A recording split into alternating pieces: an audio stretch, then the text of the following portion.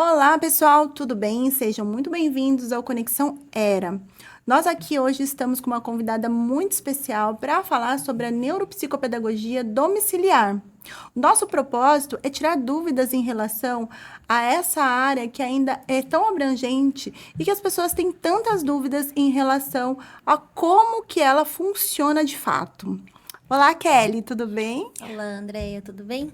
Fala um pouquinho pra gente como que é o seu trabalho, como que foi aí para você se formar. Conta pra gente um pouquinho da sua história.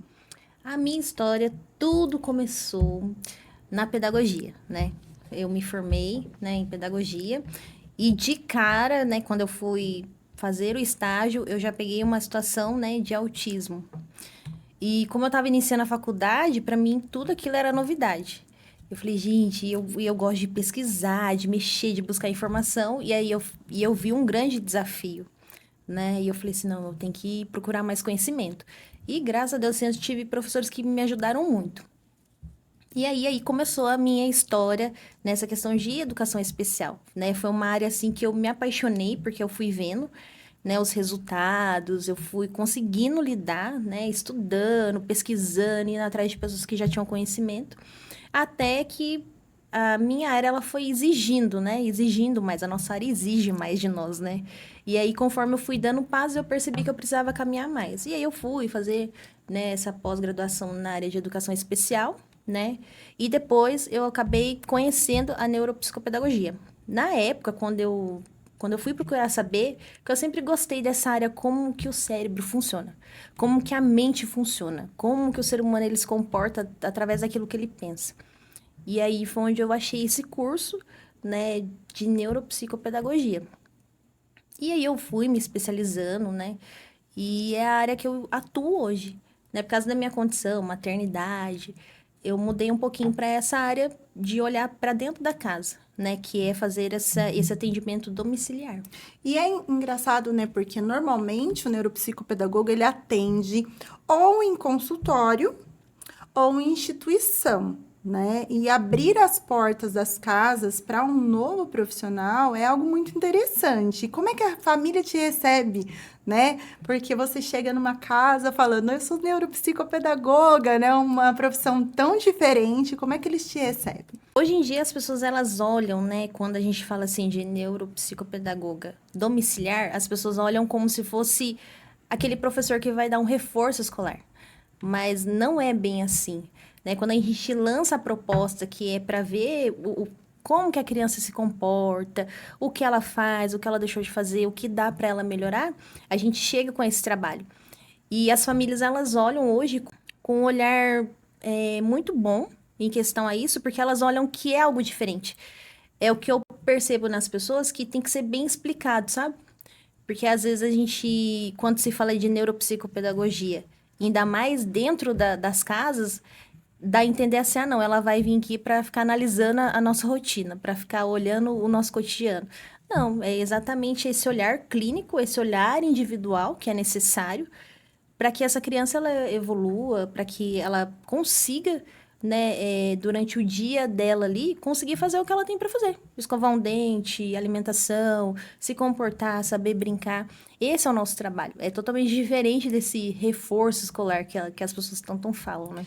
É você também cuidar dessas atividades diárias, né? Que as pessoas acham que o aprendizado ele se dá somente a partir de conhecimentos acadêmicos, Uhum, não é? E aí isso. você entra também com esses conhecimentos de vida diária, de hábitos diários que são simples, parecem simples aos nossos olhos, É. mas que existem pessoas que têm muita dificuldade de realizar, não é isso? Exato. E quando a gente fala assim de reforço escolar, o reforço escolar, o que que ele faz conosco? Ele vai reforçar aquilo que eu não sou tão bom. Por exemplo, eu não tirei nota boa em matemática. Aí vai reforçar aquilo que, assim, que eu já não vou muito com a cara, né? E dentro da neuropsicopedagogia, a gente faz o inverso. A gente pega aquilo que a criança já sabe fazer e aprimora. Ou aquilo que ela deixou de aprender, a gente aprimora. Então, a gente sempre tem esse olhar positivo, sabe? De, nossa, a criança, ela escovava o dente, agora não escova mais. Não, então vamos retornar. Isso é vida diária dela. Ah, ela não sabe brincar. Vamos sentar e vamos brincar. Às vezes as pessoas olham assim como se fosse um trabalho simples, mas não é. É porque, assim, é um olhar muito clínico que a gente tem que ter. E dentro de uma sala de aula, é quase impossível a gente fazer isso, né? Porque são 30, 28 alunos. Como que eu vou ter o olhar clínico para aquela criança? Tem que ser um olhar direcionado, né? Exato. Voltado especificamente para as habilidades que essa criança, né, que você acompanha, ela necessita de fato. E esse olhar, ele tem que ser um olhar muito apurado, né? Para que você dê, de fato, um atendimento diferenciado para ela. E aí, pensando nesse atendimento diferenciado, que você falou que não é reforço escolar, né? Uhum. Então, a gente vai desmistificar um pouquinho sobre isso, porque muita gente acha que vai buscar um neuropsicopedagogo e você vai ficar fazendo um reforço escolar. Como é que funciona o seu trabalho em relação a essa questão? São estímulos? Como é que funciona na prática? Hoje, a realidade que eu tenho, né, é de um autista, que a dificuldade dele hoje é comportamental. Então, assim, tem momentos que ele não consegue lidar com a dor, né? E, em especial, a gente tá fazendo esse trabalho de ele conseguir lidar com a dor. Porque às vezes ele sente uma dor de barriga, e aí isso descontrola ele. Porque assim, ele vem de, né, desde o momento que ele acorda até o final da tarde, ele tem vários acompanhamentos. E aí eu pego ele no final da tarde, na hora que ele chega, na hora que ele volta da escola. E aí, na hora que ele volta da escola, tem todo esse processo de alimentação, escovação, estruturar ele de novo, porque muita informação. E aí, quando ele chega, às vezes ele com essa dor, que aí ele não sabe lidar, e ali acontece alguns gritos. Então, assim, a gente chega explicando pra ele, ó, você tá com dor. Quando a gente tá com dor, a gente faz isso, faz aquilo. E tentando trazer o lúdico também, que isso ajuda muito. Sentar, e, ó, vamos brincar. Às vezes a gente tem que entrar com algum medicamento, né, pra aquela dor cesse. E aí, na brincadeira, e a gente vai analisando esse comportamento dele e vai tentando sanar essa dificuldade de hoje, essa dificuldade de lidar com a dor. Essas desregulações, né? Essas desregulações, de fato, elas acontecem muito na neurodivergência, né? Tanto em episódios emocionais, Uhum. físicos, né? E a gente vê que as famílias, elas precisam muito de apoio em relação a isso. E aí, como que você lida com isso? Nesse momento, o que que a gente faz? Porque assim, a família é o que está mais presente, né? A gente tá ali, mas a gente tem um momento que a gente sai de cena. Então a gente sempre orienta a família, né? O que que pode ser feito, como lidar com aquilo. Então a família, ela é essencial nesse momento, sabe? Que a criança está passando por aquela dificuldade, com aquela dor, com aquele Com a, aquele momento de com a questão de desregular. isso, exato. A Quase desregulação saiu. da criança, né? Porque o que acontece? Isso, de fato, deixa a família muito preocupada, né? Exato. É uma preocupação que a gente percebe não só das famílias, como também das escolas, porque eles não sabem lidar muito com isso.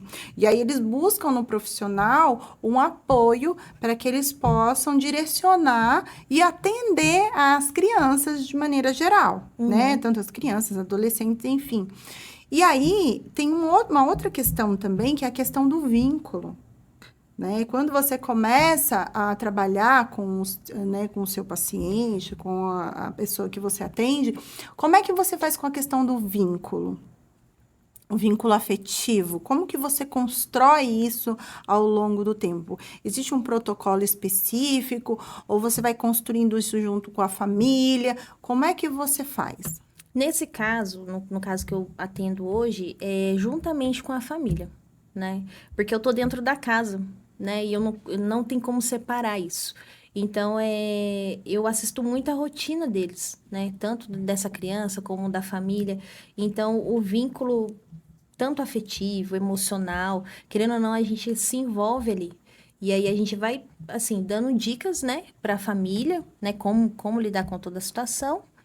E a gente entra, né, trabalhando com que, por exemplo, algumas coisas que ele já superou, né? Quando a gente fala de vínculo, o abraçar, o demonstrar afeto, demonstrar carinho, nos momentos de brincadeira, conseguir chamar alguém para brincar junto, que é uma dificuldade que eles têm, e acaba chamando o pai, ou a mãe, ou o irmão. E isso tudo vai criando esse vínculo. É importante entender, né, que as famílias precisam confiar no profissional. Quando elas confiam no profissional, esses vínculos, eles conseguem se consolidar muito mais rápido. Quando a família, ela tem uma desconfiança ou eles têm uma barreira, fica muito mais difícil criar esses vínculos. E a importância do seu trabalho é que o consultório vai para dentro de casa. Exato. Porque quando a gente leva o indivíduo para o consultório, a gente tem as sessões ali, mas às vezes você precisa continuar um trabalho em casa e aí você não consegue porque você, né, tem ali uma certa insegurança. E aí, ter um profissional que te apoie neste sentido é muito importante. Porque, normalmente, esses indivíduos, eles têm um grupo de pessoas que acompanham ele, né? Que é o atendimento multidisciplinar, que é o caso, não é assim que funciona? Exatamente. E aí, a gente estando dentro da casa, é como se é a continuidade do trabalho, né? É isso que a gente sempre fala com as famílias, porque às vezes ele tá na escola, tem um trabalho ali, acabou a escola, né? Acabou, só no outro dia, mas não. Quando ele chega da escola, tem alguém ali para auxiliar, né? Do entardecer até a noite. Então, quando a gente vem para casa, a gente consegue entender, né? A rotina e a gente acaba incluindo dentro da rotina todo o trabalho que é necessário fazer com aquela criança. Nós vamos, então, agora dar continuidade à nossa conversa com a Kelly, né, Kelly? E vamos falar aí um pouquinho mais sobre a neuropsicopedagogia domiciliar. E uma grande curiosidade é saber como que é a sua relação com outros profissionais. Porque normalmente os pacientes, eles têm outros profissionais que o acompanham, médicos, fonoaudiólogos, enfim. Como é que a neuropsicopedagogia se comporta nesse aspecto? Nesse caso, para nós da área, é muito bom, porque assim, quanto mais laudo chega na gente, a gente consegue direcionar melhor o nosso trabalho. Por exemplo, se a fono, ela dá um laudo, se o neuro, ele dá um laudo, a gente vai... É como se fosse um portfólio, né? A gente vai criando aquele portfólio com todos aqueles laudos, com todas aquelas informações que a gente tem, para poder canalizar o trabalho, né? Dependendo do laudo. Ah, a fono tá trabalhando com a fono e ele tem uma certa dificuldade com a fala. Não tá desenvolvendo a fala. Então, como que eu posso trabalhar para que ele desenvolva a fala? Né? Então, a gente faz esse trabalho com o neuro. O laudo X aconteceu com o paciente, tá? Então, eu tenho esse laudo, então eu posso trabalhar dessa forma. Né? Conforme a nossa experiência que a gente vai adquirindo na área, a gente consegue direcionar bem, né? E não fica tão vago o nosso trabalho, né? Não fica assim, nossa, e agora? Como que eu vou fazer? Né? A gente não precisa tanto ficar nessa análise de caso, justamente porque a gente vai ter esse suporte desses laudos. Na verdade, o que acontece você monta um quebra-cabeças. Isso. Né? Os profissionais, eles vão te dando indícios, indicadores, né, das habilidades e das necessidades de cada paciente. E aí, você vai montando o quebra-cabeça também, né, à luz ali dos seus instrumentos, porque você também faz uma avaliação do seu paciente, Sim. enfim, de quem você acompanha, para que você possa dar todo o suporte a ele, é isso? Isso, exato. E aí, dentro desses instrumentos, o que você acha que é importante a família saber em relação, por exemplo, à avaliação quantitativa e qualitativa? Porque o que acontece? Os profissionais, eles trazem lá um CID, né? Manda um CID. E aí, dentro daquele CID, existem ali algumas questões implícitas, né? Que são algumas informações que, às vezes, a família não tá sabendo, né? E aí, a gente precisa trabalhar em cima dessas informações. Como é que você faz em relação a isso? Você vai estudar cada CID, o que eles escreveram a respeito do seu paciente, criar o seu protocolo. Como é que funciona isso na prática domiciliar? É aquilo que você falou. A gente vai montando um quebra-cabeça diante daquilo que chega para nós como laudo. Então, o que eu faço? Diante daquele CID, eu vou ler, vou verificar, né? E aí, a partir daquilo, eu consigo fazer o trabalho. Aí, nesse caso, como que eu posso te dizer? Nesse caso, você vai buscar, então, intervenções específicas para esse paciente. Isso, né? exato. E de acordo também com a neurodivergência que ele apresenta. É isso, né? Isso. Então, a gente tem aí também alguns casos, né, voltados para neurodivergências diferentes. Você pode ter aí uma criança com dislexia, uma com autismo, outra com superdotação, e cada uma delas vai ter um protocolo específico para ela.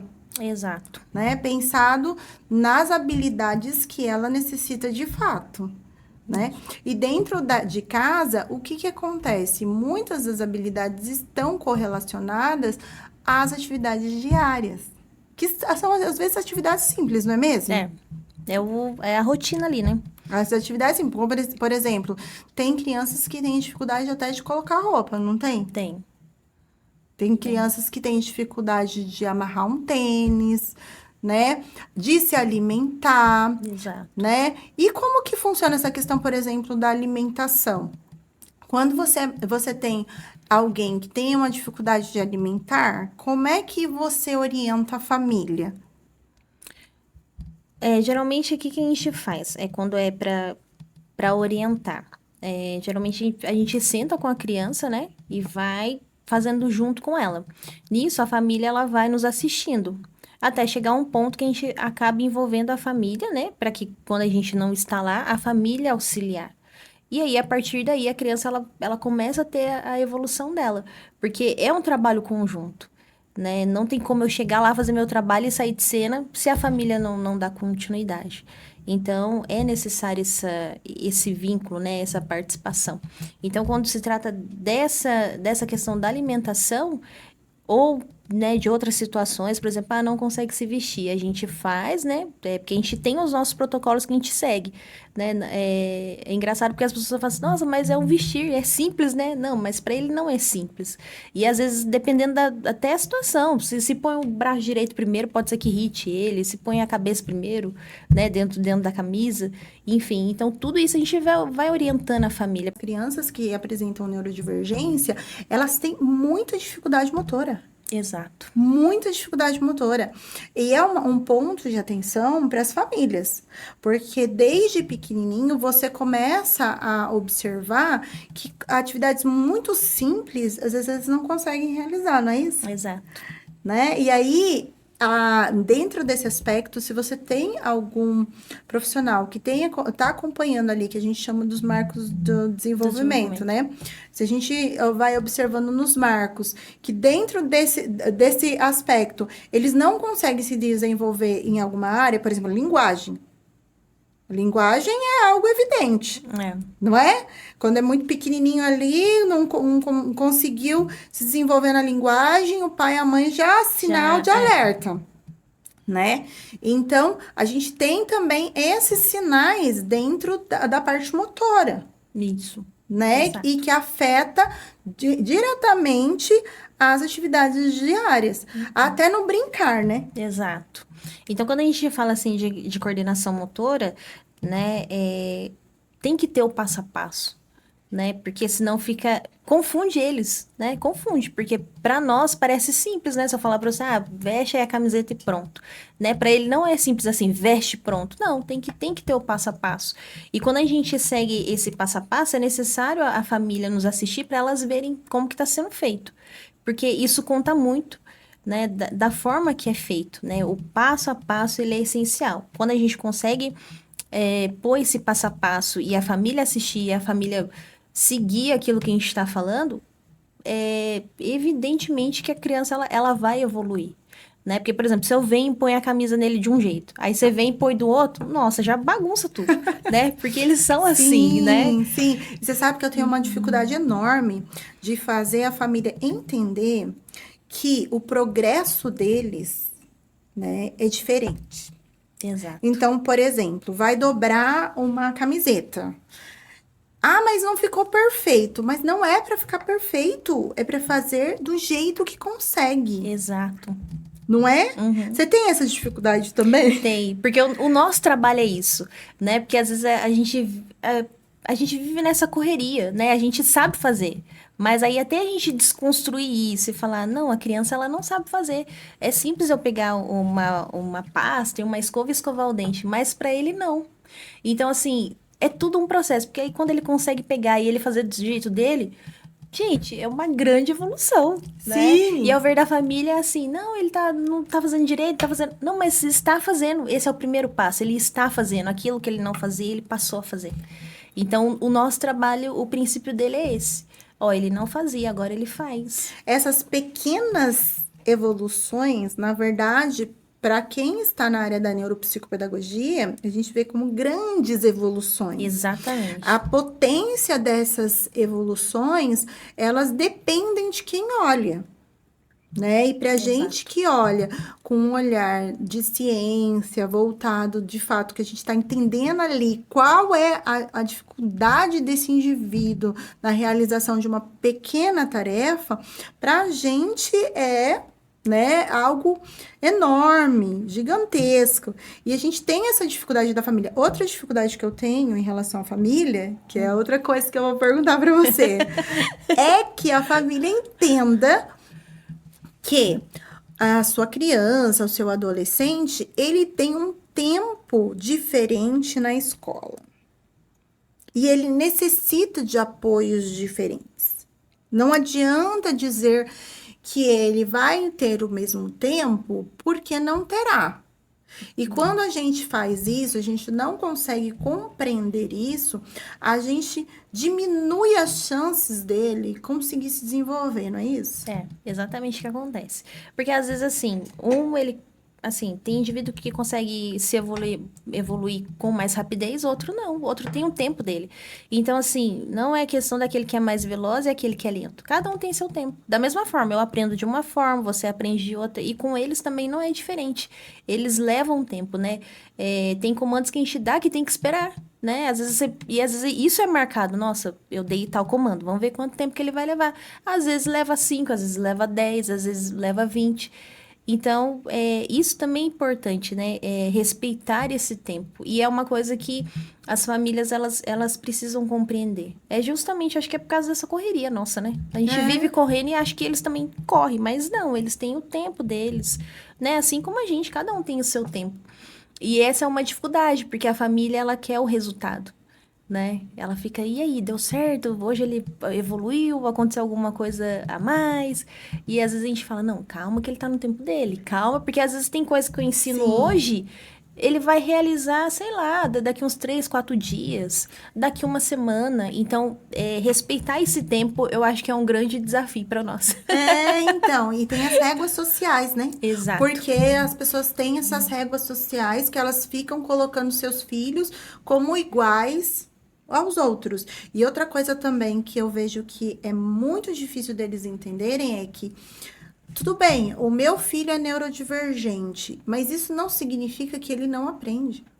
Exato. Ele aprende. Aprende. Né? A nossa área comprova que ele aprende, Exatamente. não é? Então a gente fica tranquilo por causa disso, exatamente. Né? Mas você tem que ter paciência dentro, né? Dar para ele instrumentos e estímulos adequados, um ambiente que seja um ambiente de bom estímulo, né? E também cuidar também das suas ações, porque o aprendizado não é o olhar o outro. Exato. Então, eu cobro do outro aquilo que eu não faço. Enquanto família, eu tenho que olhar para mim também. Exato. Se eu faço, eu não quero que meu filho fique o tempo todo no celular. O que eu tenho que fazer? Não pode ficar no celular, Não o mínimo, pode ficar né? no celular também. Porque realmente eles é uma coisa também assim, André, que é um desafio para nós, porque às vezes eles acham que eles não aprendem com o nosso exemplo. E eles o tempo todo eles observam, o tempo todo. O tempo todo, às vezes pega uma fala nossa, às vezes pega um comportamento nosso, então isso é importante que você falou também, né?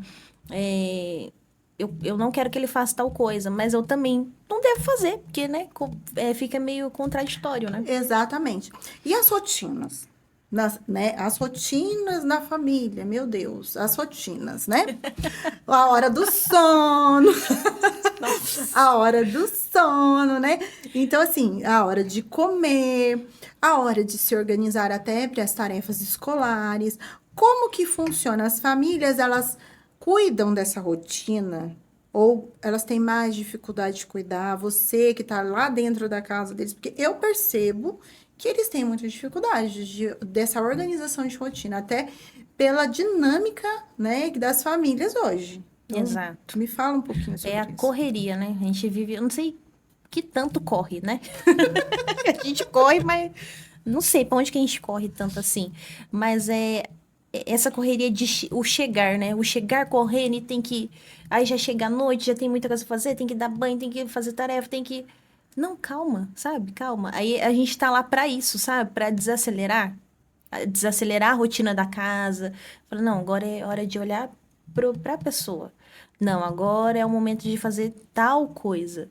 Porque essa correria acaba atrapalhando, né? E não é nem tanto nós, é mais a criança que necessita aquele momento, né? Porque ela fica tão envolvida na rotina do adulto que, calma, gente, calma, agora é o momento de olhar para ela, sabe? E vamos trabalhar com ela essa rotina. E assim, isso é essencial no nosso trabalho, a rotina para eles. Tem que ter horário para as coisas, porque eles conseguem se organizar dessa forma. Até a gente, né? A gente Sim, eles precisa se de sentem, ordem. eles ficam mais estabilizados. Aliás, toda criança necessita de uma boa rotina. Sim. Toda criança necessita de uma boa rotina. As escolas adotam isso com louvor. Dentro das unidades escolares, eles têm rotinas estabelecidas e isso, de fato, faz muita diferença. Muita diferença. Mas a gente percebe que as famílias, elas têm dificuldade de organizar essas rotinas. E no caso das crianças que são neurodivergentes, a gente tem rotinas ainda muito mais densas, porque eles têm atividades extracurriculares o tempo inteiro. Exato. Né? A agenda dessas crianças é uma loucura. É uma agenda de popstar. É uma loucura. Assim mesmo. Tem muita coisa, muita atividade. É atividade que não acaba mais. É atividade, é dança, é um terapeuta, depois tem psicólogo, depois tem fono, depois tem isso, depois tem aquilo. Então, assim, a família tem que também se adequar a essa rotina, porque às vezes os pais ambos trabalham Uhum. e tem que cuidar, e é uma rotina exaustiva para a Exato. família. A gente sabe disso. E aí, como é que acontece lá? Eles falam com você a respeito? Porque no consultório, os pais falam comigo que eles ficam exaustos, Exato. que eles, às vezes, eles têm vontade de desistir, que eles não, assim, não sabem ao certo o que está sendo feito, de que realmente está ajudando o filho ou não. Então, assim, existe uma exaustão também nas rotinas. E a gente tem que tomar muito cuidado com isso, não é? Exato. O que a gente acompanha muito, assim, dos pais é essa exaustão. E isso vem acompanhado, assim, tá dando resultado, não tá? E é onde a gente entra, sempre mostrando o resultado que tá dando, né? Porque a gente sabe, é estresse, é correria, e quando se olha pra criança, parece que, nossa, mas não tá dando resultado. E a gente tá ali pra fazer esse trabalho, sabe? Esse olhar de, não, calma que tá dando resultado. Tá acontecendo algo, tá evoluindo. Porque nessa correria eles não conseguem ter esse olhar clínico que a gente tem. Porque a gente é preparado para isso, né? Para ter esse olhar. E é um momento que a gente intervém, né? Dando essa calmaria muitas das vezes, né? Nessa loucura de rotina, de trabalho. A gente, não, calma, tá dando resultado. Você sabe que esse negócio de rotina, eu às vezes intervenho. Porque tem umas rotinas aí. Tem umas rotinas aí que os pais querem que as crianças façam algumas coisas que não é o momento, Não, né? E aí a criança, ela tem uma exaustão também, uma sobrecarga cognitiva. Exato. E aí ela não consegue aprender mais. Dentro da neuropsicopedagogia, a gente sabe que existe essa sobrecarga. Então, dependendo da rotina que você tem ali, é claro que eu não estou falando dos profissionais que a criança precisa mesmo, necessita e que está ali dentro do rol de atividades obrigatórias dela. Mas tem coisas que são colocadas além de... Que no momento não é ideal.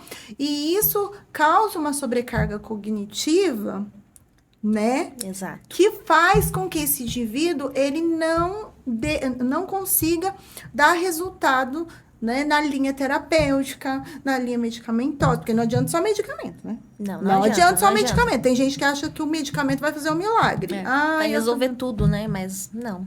Não adianta. Você tem que ter um medicamento, né? Dependendo do caso, mais a linha terapêutica, que são os ajustes. Existem casos até de confusão, né? Em relação a se realmente tem ou não tem a neurodivergência, né? Porque o ambiente propicia que o indivíduo tenha determinados comportamentos, né? Isso é verdade. Né? E aí, você que tá lá na casa, não é verdade que tem ambientes que propiciam isso? Propiciam. Nossa, propiciam. Não é? Por exemplo, é verdade. Né? A gente sabe, por exemplo, do uso do celular. Voltamos no celular, porque o celular está... tá em alta. Está em alta, a gente está falando muito sobre ele. Mas, assim, o uso do celular, ele acelera o pensamento. Demais. Ponto. Alimentação. Ponto. E aí, é um hábito que, se você não cuidar, isso vai realmente afetar a aprendizagem. Outro hábito que tem que ser ajustado é o sono. Exato. Né?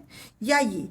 Aí você dorme lá, né? Na casa do seu... Você dorme lá com ele. Não, olha aqui, eu vou dormir aqui pra ver se tá dormindo mesmo. Certo, tá dormindo, né? Direitinho, não tá pegando celular à noite. Não é? Porque a gente precisa garantir isso, porque nem você que tá dentro da casa consegue. Exato. E nem o profissional que tá fora. Não é? Uhum. E aí, a gente precisa fazer esses alinhamentos para a gente poder dar aí um suporte melhor para esse sujeito, né? Esse paciente que precisa de tantos, né, cuidados desses desafios dele, né? Mas, voltando aqui, a gente vai falar um pouquinho sobre essa questão dos limites éticos da neuropsicopedagogia. Né? Vamos falar um pouquinho sobre isso, né? A gente sabe que muitas famílias chegam, né, pra falar sobre laudo. E aí? Nós emitimos laudo? Não emitimos.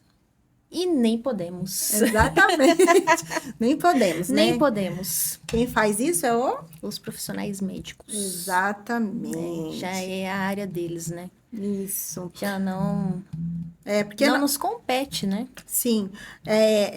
Em alguns casos, né, os pais sempre perguntam sobre a questão dos instrumentos que a gente usa para fazer a avaliação. Existem instrumentos neuropsicopedagógicos, neuropsicológicos, mas tudo dentro da nossa linha ética. Exato. Existem casos e protocolos que precisam ir para outros profissionais. E isso acontece muito. Por exemplo, no seu caso, você está atendendo em casa, se você verifica que existe uma habilidade específica de um outro profissional, o que você faz em relação aos pais? Como que você atua? Aí, nesse caso, eu acabo conversando com os pais para que eles vá até esse profissional. Né, para que eu não faço, a gente não pode nem encaminhar, né? Assim, do laudo, né, encaminhado, escrito, a gente não pode.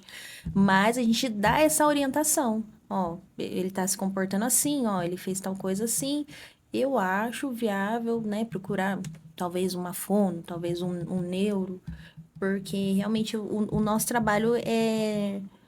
Na verdade, a gente acaba sendo suporte também, né, para os outros profissionais, porque a gente consegue ter esse olhar clínico e encaminhar, né, para aquele profissional, para aquele médico que vá orientar melhor.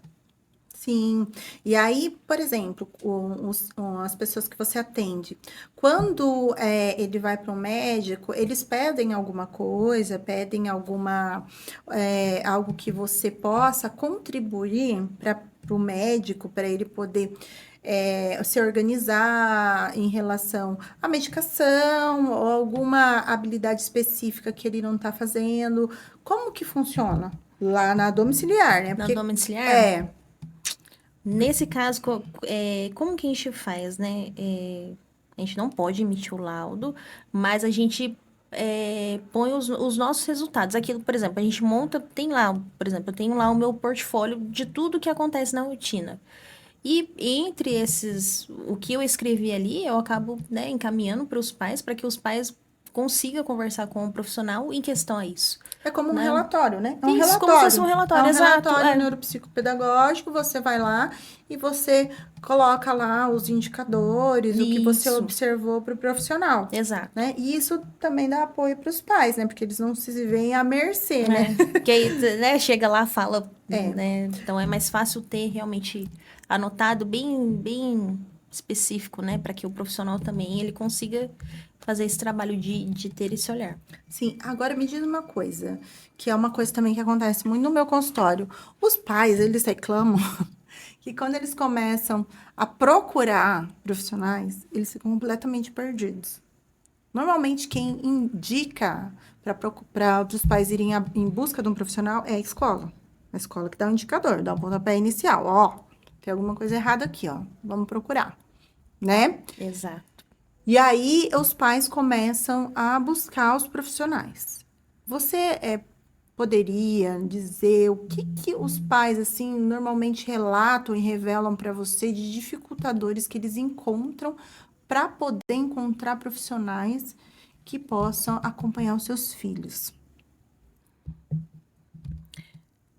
Eu acho que os pais, na verdade, eles vão olhando o comportamento, né? Como que eles estão se comportando, eles veem alguma coisa um pouquinho fora ali da curva, e aí é onde eles começam a procurar esses profissionais. Mas eles procuram primeiro o médico? Como é que funciona? Como que funciona esse protocolo? Eles vão primeiro no médico, vão primeiro no fono, busca você primeiro? Como que funciona? Como que já funciona para eles? Ou, por exemplo, eu procurei um monte de profissionais, mas ninguém conseguiu chegar em lugar nenhum. Aí, de repente, encontrei você. Aí você foi orientando, olha, melhor você procurar um médico, melhor você procurar. Como que funciona? Geralmente, o que acontece? Das experiências que eu já vi. Por exemplo, tem dificuldade lá com a fala. Geralmente, leva num clínico geral, dificilmente tem esse olhar para uma fono, né? Porque o que acontece? Os pais, eles entram num desespero, às vezes, né? Diante da experiência que eu tenho, assim. Eles entram, parece que num desespero e quer a solução daquele problema. Então, vai em tudo quanto é médico, em tudo quanto é profissional, né? E vê que aquilo não deu resultado, porque abre, né? Abre muitas informações, abre muitas alternativas. E aí é onde eles acabam procurando a gente, né? Com esse olhar. Como a gente já tem todos os indicadores, a gente vai acompanhando e vai vendo, aí a gente consegue direcionar melhor. E isso acaba, assim, acalmando os pais, porque aí parece que a gente dá um norte. Não, vamos por aqui então. Já que todos falaram isso, tá, vamos começar por aqui. Porque tem que ter um começo, né? Não tem como É o caminhar generalizar. junto, né? É, A neuropsicopedagogia, ela caminha junto. Ela pega você pela mão. exato. Eu vejo muito isso. A gente pega o pai e a mãe pela mão. Nossa, tá perdido. Igual criança perdida. Meu Deus, eu estou perdido. Não sei para onde ir. Vem cá, que eu vou te pegar pela mão. Então, agora eu vou te levar em tal lugar. É tal lugar que você tem que ir. Fique tranquilo. Você tá com a mão aqui, ó. Tá dado a mão. Porque a neuropsicopedagogia abraça. Exato. Não é? Acolhe a família.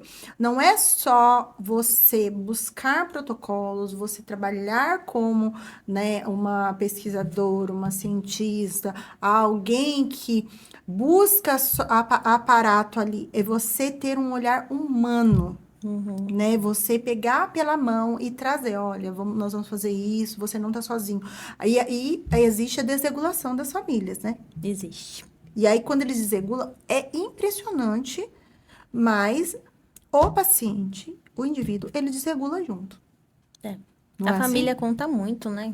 Não é O assim? ambiente que ele tá, a família que ele tá. É justamente essa questão na hora que bate o desespero, né? Leva num profissional, aí o profissional faz tal intervenção. Leva no outro, o outro fala que não era isso e faz outro. Então, a gente, como neuro, né, nessa área, a gente tem esse olhar de, não, calma, respira, vamos por aqui. Né? Diante do que a gente está vendo, o comportamento, vamos começar por aqui, vamos procurar o profissional X. E assim, isso até acaba acalmando as famílias, porque é isso que eles esperam, né? Alguém que pegue pela mão e fala, ó, vamos por aqui que vai dar certo. E a gente faz esse trabalho.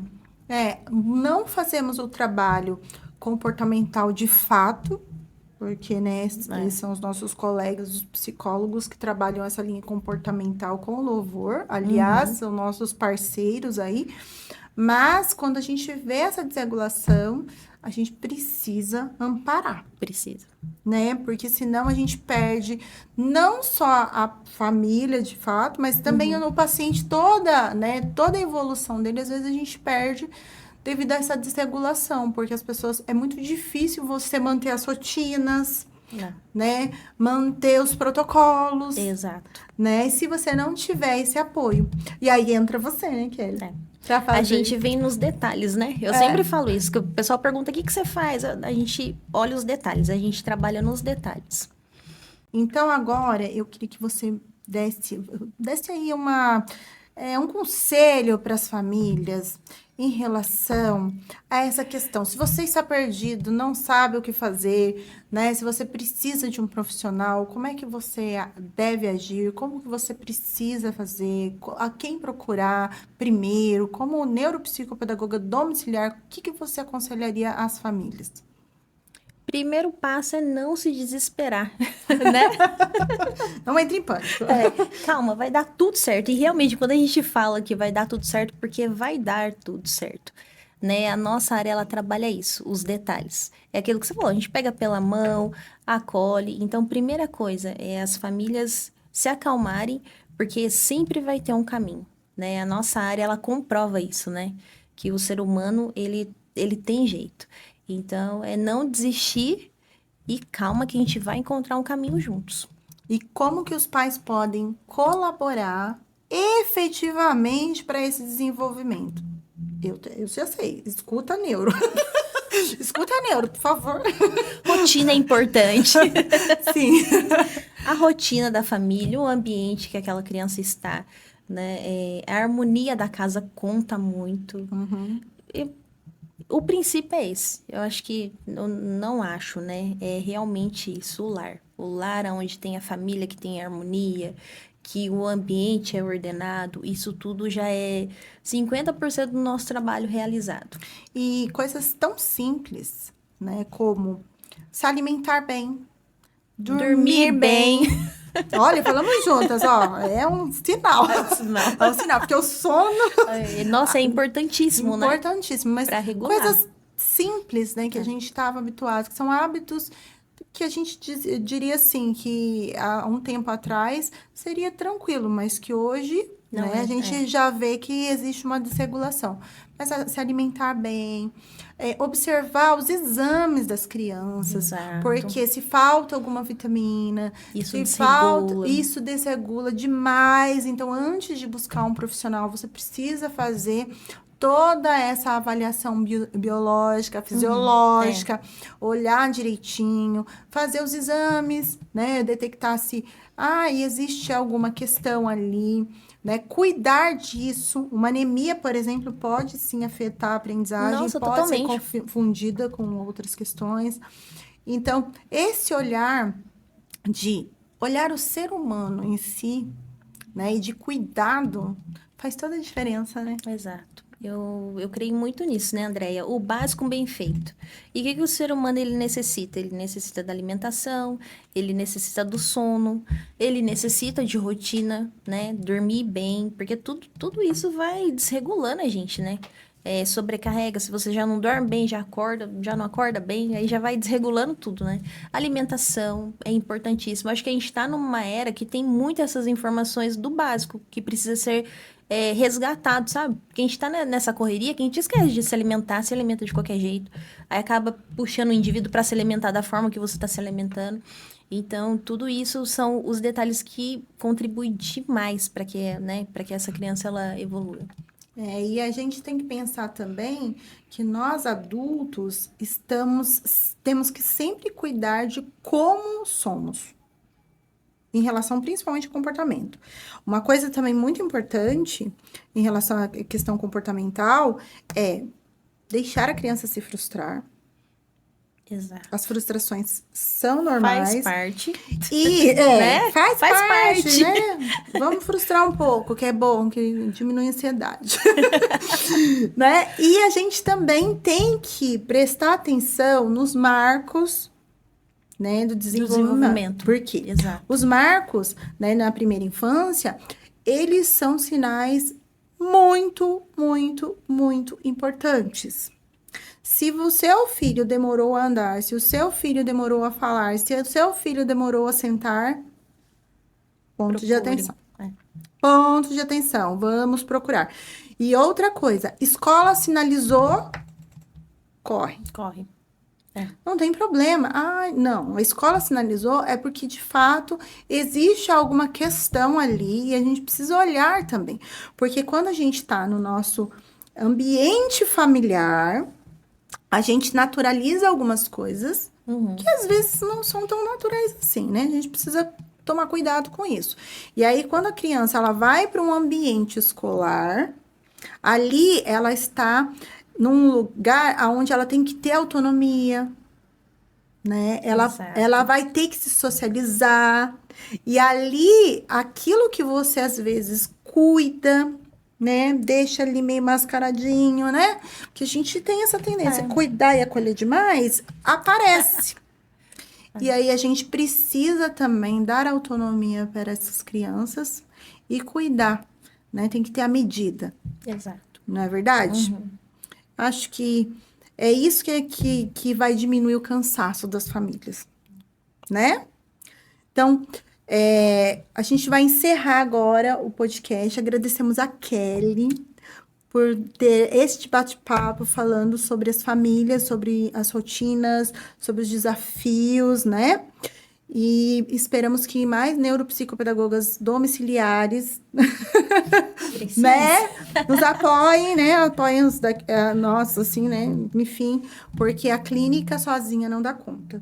E se você não tem uma neuropsicopedagoga, né, domiciliar, né, você precisa cuidar, né, dos seus comportamentos, da rotina do seu filho, para que você tenha resultados melhores aí em relação ao tratamento.